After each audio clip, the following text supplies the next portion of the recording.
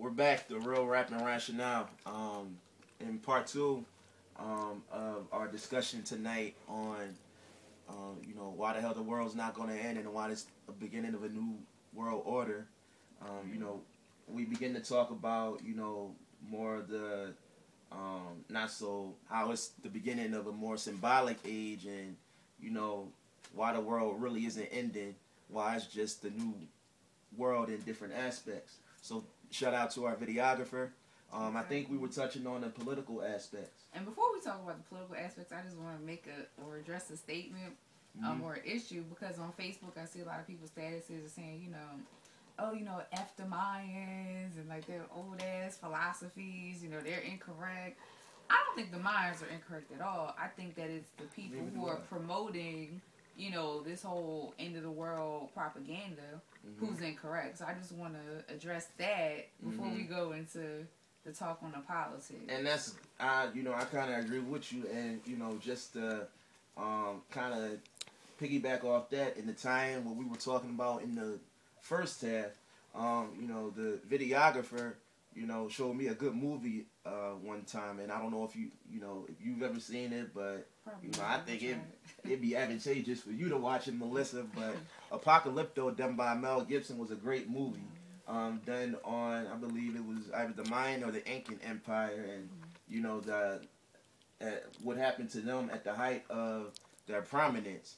And I hate to give it away, but one of the main aspects of the movie is that they had a prophecy for their world ending, and the actual end of their world was when the conquistadors arrived at their shores. So, well, damn, because that really was an actual end of an era. Exactly. Colonialism and the conquistadors came to America. Well, that is pretty correct. Definitely. And tie it back into more political aspects, why I think it's the end of a world or the beginning of a new world era, or a new world order, is because for America or just the world. I think for America, of course, but I think America influences the world overall, so I think it's going to be more of a systemic change as well. I think economically, if America shifts, that'll change our power and our prestige and our hegemony within the political circuit. We may be forced to, who knows, align more closer ties with Mexico and Canada, making a new world, a North American Union.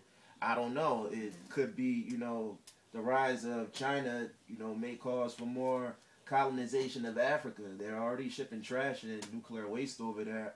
I don't know. It may cause for, allegiance with, or stronger allegiance of China and North Korea. I don't know, with there being so many power shifts and everything going on in the world, in North Korea, in Japan, in America, in Europe and such, who's to say and even in Africa, who's to say what's on the, on the rise politically? Because I think a lot of people think that America just is great superpower, and we don't really see things from other people's or countries' perspective. We just think that when we automatically go into a country that, well, it's not about the resources. Our government is justified and we're justified in doing whatever we're doing. But I do want to point out that America, we're not as powerful as we think we are. We're not great or big. We're not a big exporter. We import. We're consumers. We're a consumerist nation. And you only really have major strength when you are able to export and sell other countries your goods. We're not there. We don't have that capability. We rely on other countries to sustain ourselves. So our biggest export here in America is education, and not even education on the secondary level, because we know that's trash.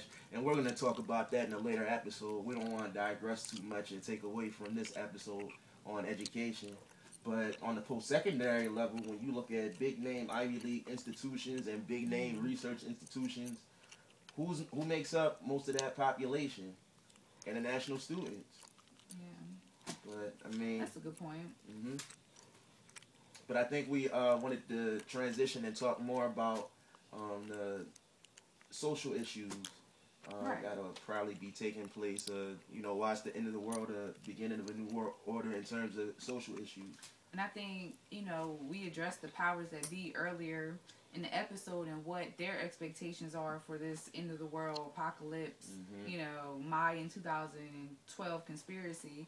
But I think for them, they're putting certain wheels in motion to kind of prepare for this apocalypse for when people become more spiritually awakened. And I think the first thing, if we take it back to the whole Trayvon Martin issue, which, no one's looking very Trayvon Martin issue, this hoodie on right now.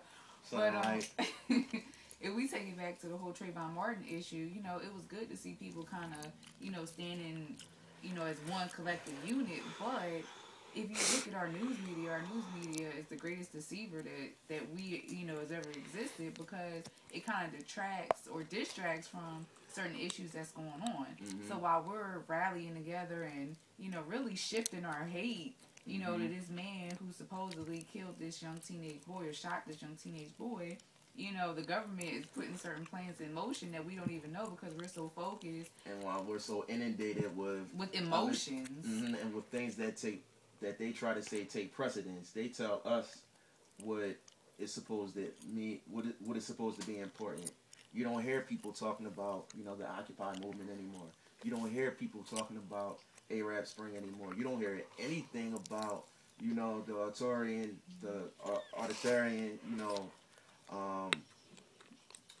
protests that are going on in Latin America and Mexico and things like that, where they have a choice between one party. So you don't hear about things that's going on about that because they don't want us to know. They don't want us to know our power. They don't want us to organize. Right. They don't want us to rise up. Right. They want us to keep us pressed down and shaken up. And that's the plan. Right, and it is. And I think that we're so captivated on Barack Obama. Great guy, but lovely guy. Idealistically, married his baby mom. Pay his student loans, take care of his kid. I'm sure he's a great husband and a great father, but politically, you have to align yourself with the powers that be in order to advance yourself and or rise to that level in society as President of the United States. I mean, I can't and I'm sorry to cut you off, Melissa, I just can't co-sign a boy that, politically, what's going on in Afghanistan, what's going on in the Middle East, that drones are blowing up little kids, but you say nothing about it. I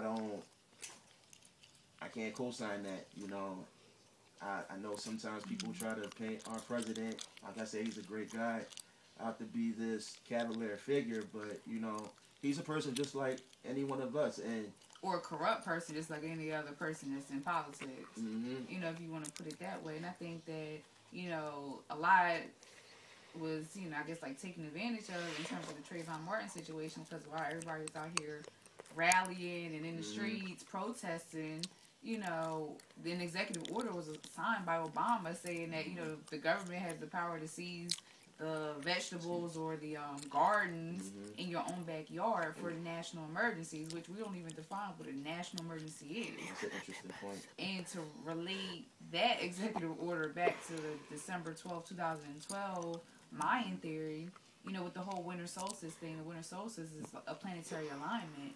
And with any planetary alignment comes a shift and a strengthening in energy. And as, people of color who are melanated and sun beings, we are receptive to this shift